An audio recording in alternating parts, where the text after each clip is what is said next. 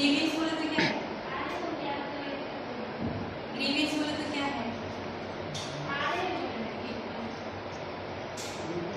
Grievance grievance ना? हाँ, grievance नहीं क्या? ग्रीवियंस कंप्लेंट जो ग्रीवियंस उसका हैंडलिंग प्रोसीजर मतलब कैसे करना है। अभी ग्रीवियंस हर जगह पे रहता है, ग्रीवियंस रिप्रेजेंट हर जगह पे रहता है, हॉस्पिटल में, कंपनीज में, स्कूल में, हर जगह पे जो कंप्लेंट बॉक्स रहता है ग्रीवियंस डालने के लिए, जो फीडबैक हम अपन कलेक्ट करते हैं ना, तो वो हर जगह पे रहता है। तो हर जगह पर अलग अलग प्रोसीजर रहता है। तो हॉस्पिटल का भी ऐसे ग्रीवियंस कमेटी भी होती है। अगर हॉस्पिटल के अंदर में या हॉस्पिटल कॉम्पाउंड के अंदर में कोई इशू हुआ या कुछ भी प्रॉब्लम हुआ तो अपन को उसके लिए एक कमेटी है, तो उसको कैसे प्रोसीजर है, उसका हैंडलिंग कैसे है, वो भी आप लोग को मालूम होना चाहिए। क्योंकि अपने नर्सिंग प्रोफेशन में ये भी जरूरी है ग्रीवियंस कैसे करना है। अगर आपको भी कुछ कंप्लेंट है किसी के बारे में या आपको कोई शिकायत करना है किसी से, तो आपको उसका प्रोसीजर क्या है वो भी आप लोग को मालूम होना चाहिए। तो फर्स्ट ऑफ ऑल मैं आपको ग्रीवियंस एंड हैंडलिंग प्रोसीजर के बारे में बताऊँ।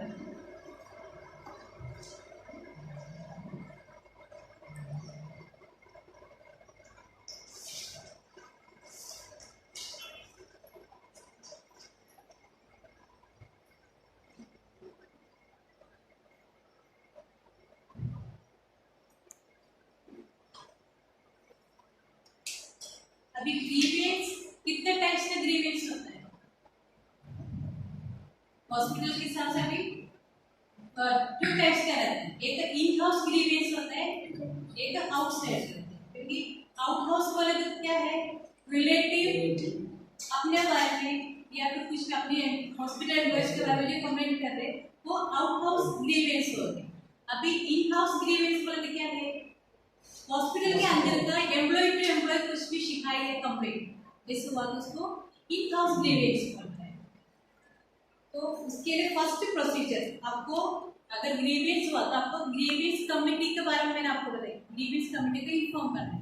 तो पहले आपका स्टेप क्या रहेंगे, आपके डिपार्टमेंट के इंचार्जेस को इन्फॉर्म करना है। पहला स्टेप आपको ये डिपार्टमेंट के इंचार्जेस को करना है। अगर उनसे भी आपका कंप्लेंट सोल्यूशन नहीं निकला तो आपको उसके ऊपर वाला एक स्टेप रहता है, स्टेप 2, वो किधर है, नर्सिंग ऑफिसर। अगर स्टेप 2 के अंदर से भी आपको 2 दिन पे आपको आगे 24 आवर्स के अंदर में आपको कोई प्रॉपर एक्शन नहीं मिला तो फिर आपको तीसरा स्टेप में जाना है और HR ह्यूमन रिसोर्स मैनेजमेंट, उनके पास में आप एप्लीकेशन कर सकते हैं। कोई भी आप ग्रीवियंस करते हैं आपको विद एविडेंस के साथ करना है या फिर रिटेन कंप्लेंट्स देना है, ये आपको ध्यान रखना है।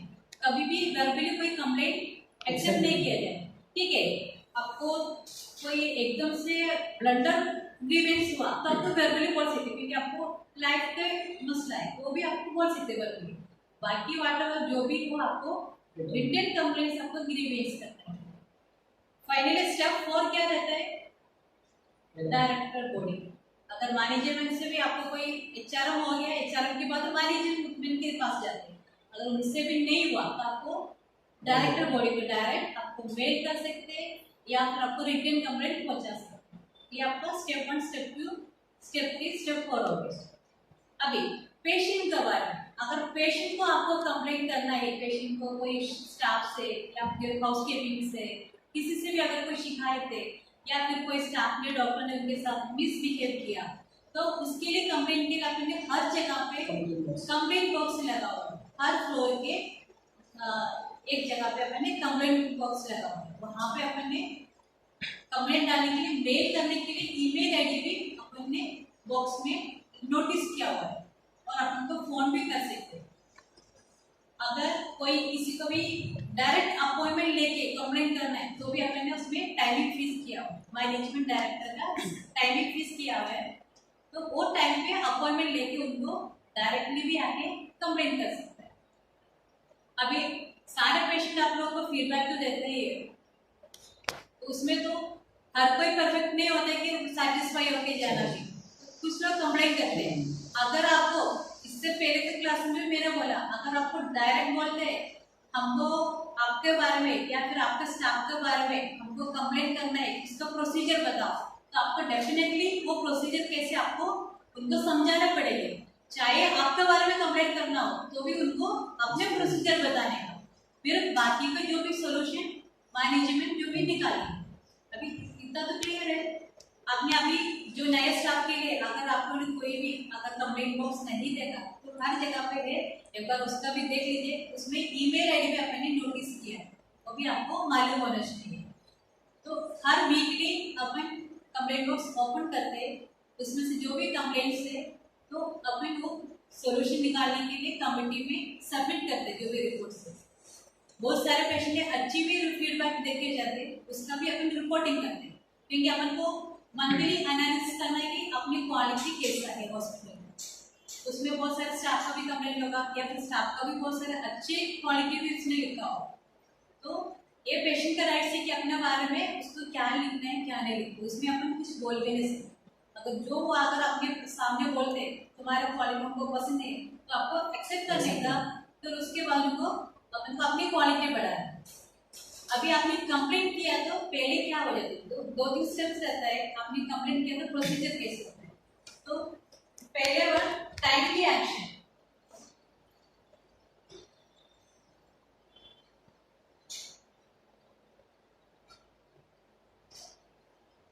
टाइमली एक्शन बोले तो क्या है, तुरंत अपन को एक्शन तो लेना है, तो उससे पहले अपन को पहले उनको कंप्लेंट भी सुनना पड़ता है। अगर मान लो अगर कोई किसी का एम्प्लॉय एग्जाम कोई हरास हुआ या फिर मारामारी हुआ, तो अपन को टाइमली एक्शन क्या करना है, फर्स्ट ऑफ ऑल उसको ऑफ ड्यूटी करना है। That is example timely action. अगर ज्यादा सीरियस मैटर तो अपन को एम्प्लॉय के अंदर में होता है, तो अपन को टाइमली एक्शन में क्या होता है, फर्स्ट ऑफ ऑल उसको ऑफ ड्यूटी करना है। ऑफ ड्यूटी करने के बाद इसका बाकी का प्रोसीजर होगा। सेकेंड,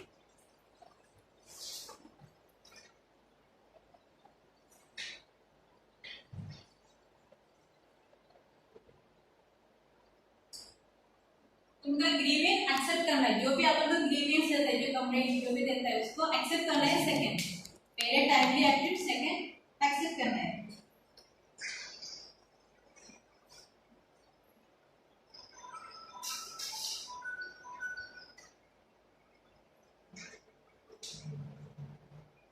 आइडेंटिफाई का क्या होगा, किसी को बता सकते हैं? टाइमली एक्शन हो गया, आपने ग्रीवेंस एक्सेप्ट किया, राइट? क्या करना है? Identify the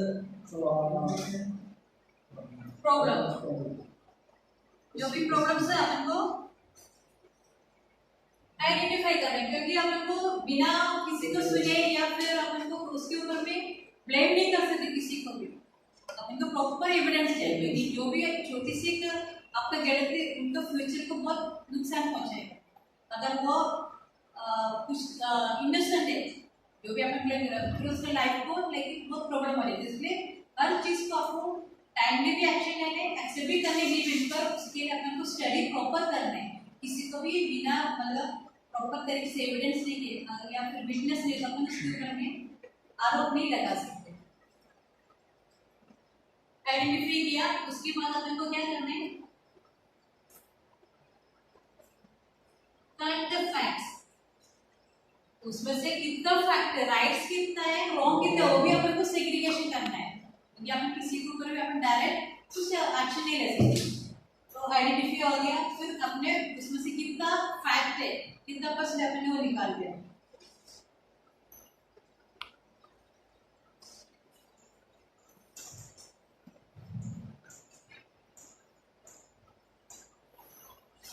उसके बाद क्या होगा, अभी का आपने उसको सेग्रीगेट किया,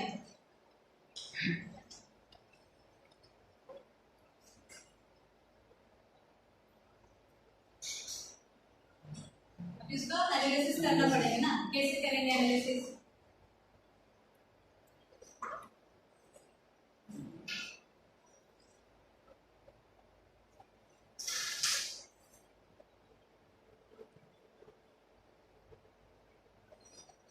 analysis the cost of grievance ये होने के कारण क्या है, कॉस्ट निकालना है। मतलब बिना कुछ कंप्लेंट से निकलेंगे नहीं, इसका कॉस्ट क्या है, तो कहाँ से सोर्स है उसका, वो अपन को पता करना पड़ेगा। उसके बाद फाइनली फिर क्या होगा, टेकिंग डिसीजन।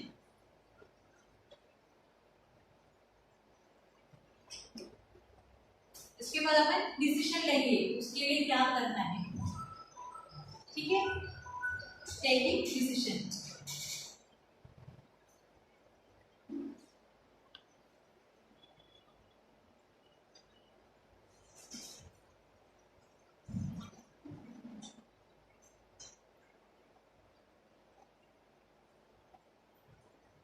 टेकिंग डिसीजन लिया तो क्या अपन को इम्प्लीमेंट भी करना पड़ता है, तब जाके वो प्रोसीजर होता है ना।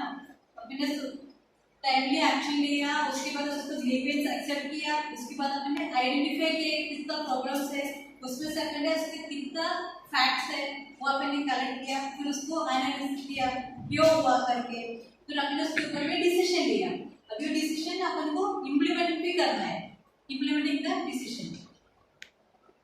अभी इम्प्लीमेंट हो गया तो हो गया क्या काम, यहाँ पे भी अपना प्रोसीजर खत्म नहीं होते, इसको अपन फॉलो करना है, वो इम्प्लीमेंट हुआ है क्या नहीं,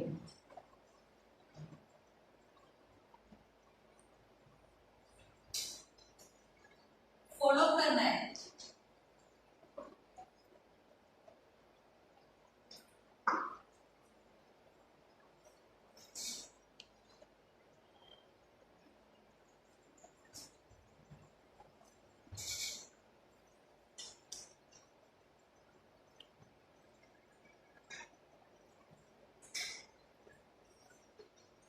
अभी डिसीजन ले लिया, इम्प्लीमेंट किया डिसीजन को, उसके बाद अपन ने इसको फॉलो किया, फॉलो चेक किया, उसका जो भी अपन ने एक्शन निकाला था वो फॉलो हुआ है क्या, उसका क्या कुछ फर्क गिरा है वो अपन को फॉलो भी लेना है। उसके बाद क्या हुआ, अगर कोई केसेस ऐसा है तो अपन उसको रिव्यू भी करना है, नोटिफिकेशन करके उसको रिव्यू करना है।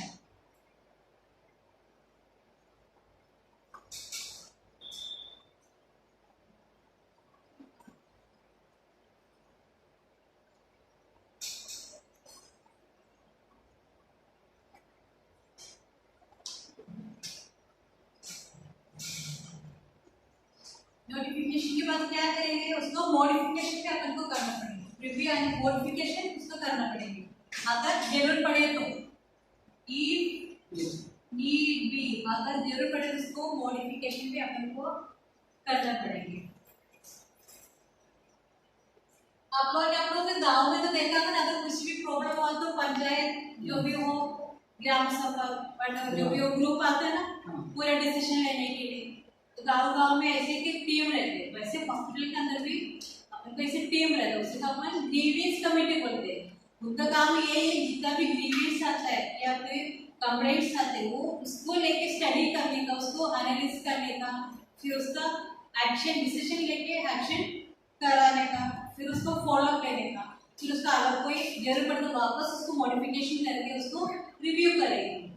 ये अपना पूरे टीम का काम। अभी कितना समझ में आ गया।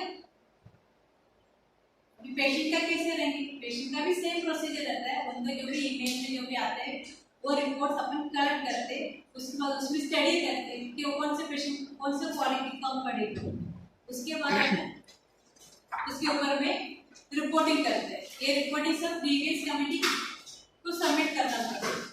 और अपने प्रोटोकॉल क्या है, सेवा का प्रोटोकॉल क्या है, ग्रीवेंस के बाद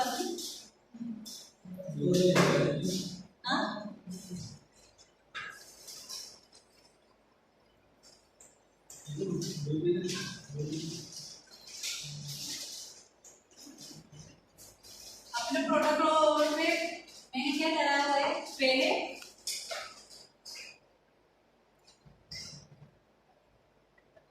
दो बार मेमो देंगे, उसके बाद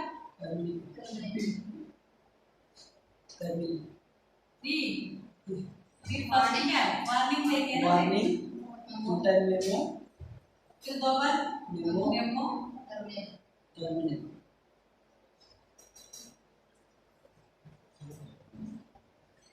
अपने हॉस्पिटल का प्रोटोकॉल ऐसा है कि पहले बार अपन जो भी मिस्टेक होते हैं स्टाफ से, जो भी हॉस्पिटल एम्प्लॉय से, पहले बार उसको प्यार से वार्निंग करेंगे, उसके बाद भी उनसे कुछ गलतियां कंटिन्यूस ऐसे आ रहे तो फिर अपन एक बार मेमो देंगे, दूसरी बार भी मेमो देंगे, फिर भी वो नहीं सुधरते या फिर उसको कुछ एक्शन में कोई कुछ फर्क नहीं गिरा तो फिर अपन डायरेक्ट उसको टर्मिनेशन का लेटर उसके हाथ में दे देते, ठीक है अभी तक सेवा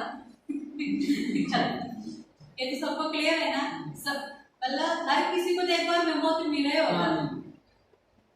किसका किसको मिला? हाथ ऊपर करो। एक बार मिला। तुझे भी तो मिला है ना? वो ना मेमो अभी जो चीज करती है आपको दिखाने के लिए मेमो दिया जाता है। मेमो भी ऐसे फालतू में अपन कोई किसी को भी नहीं देते। मेमो तो कारण ये है कि आपको थोड़ा अलर्ट रहना है, कैसे मिस्टेक हो रही तो ये अपन पेशेंट के साथ में ऐसे करके करने के लिए होना। और अपने हॉस्पिटल में ग्रीवियंस के अलावा एक और कमेटी है। ये तो ग्रीवियंस कमेटी के बारे में मैंने बताया। एक और कमेटी अपने पास है,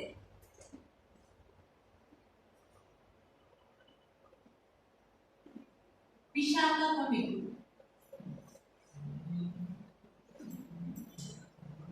विशाखा कमेटी बोले तो क्या है?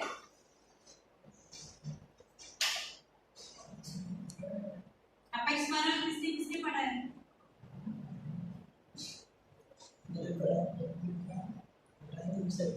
ये हो गया हरासमेंट। अगर हॉस्पिटल के अंदर में एम्प्लॉइज के बीच में कोई हरासमेंट हुआ, स्पेशली अपने फीमेल्स के ऊपर में कोई हरास हुआ, मेंटली टॉर्चरिंग या फिर फिजिकली कोई हरास हुआ, तो आपको विशाखा कमेटी को इन्फॉर्म करना है। आपको फीमेल को खास करके फीमेल के लिए बनाया विशाखा कमेटी, क्योंकि फीमेल्स के ऊपर में कोई हरास नहीं कर सकते, वर्बली भी नहीं, फिजिकली भी नहीं, मतलब इसको सेक्सुअल हरासमेंट भी इसमें इन्वॉल्व है। अगर किसी ने आपको फोर्स किया वर्बली या फिजिकली भी, अगर सेक्सुअल के लिए भी आपको फोर्स किया तो भी आपको विशाखा कमेटी को इन्फॉर्म करना है। विशाखा कमेटी का नंबर क्या है? 776।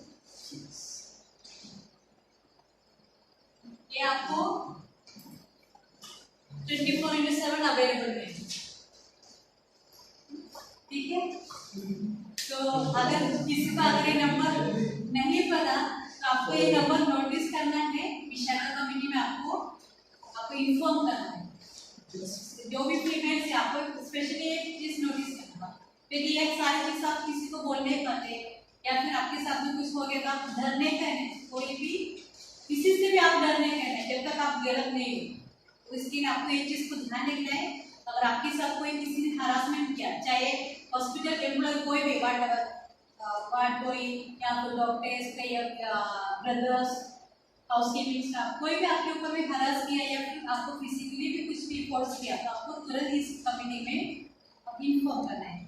तो आज के क्लास इतना है, तो आपको आइडिया तो आया होगा grievance and grievance handling procedure. आपको जो भी प्रोसीजर्स है ये आपको हर चीज को आना चाहिए। आपको मालूम होगा तब आने वाला आपको भी बताएंगे, न्यू ज्वाइन न्यू स्टाफ को आपको बता पाएंगे। इवन आप पेशेंट रिलेटेड आपसे बात किया तो आपको क्या प्रोसीजर है तो आपको एक चीज में नॉलेज होना चाहिए। Is it clear? हाँ, सबको मालूम होना चाहिए। चलो आज के क्लास